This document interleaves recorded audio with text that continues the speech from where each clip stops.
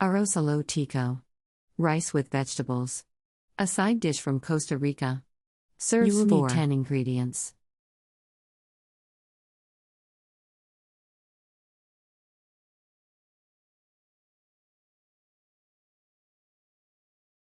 Step 1.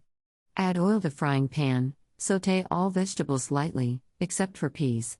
After 2 or 3 minutes, add uncooked rice, salt and pepper. Fry rice and vegetables over medium heat for about 3 Step minutes 2. until rice is golden Add water. in color. Simmer for 12 to 15 minutes. When rice is almost done, add the can of sweet peas and raisins and carefully fold and blend together. Step 3. If you wish, you can use cooked pieces of chicken with this recipe or substitute water with chicken broth.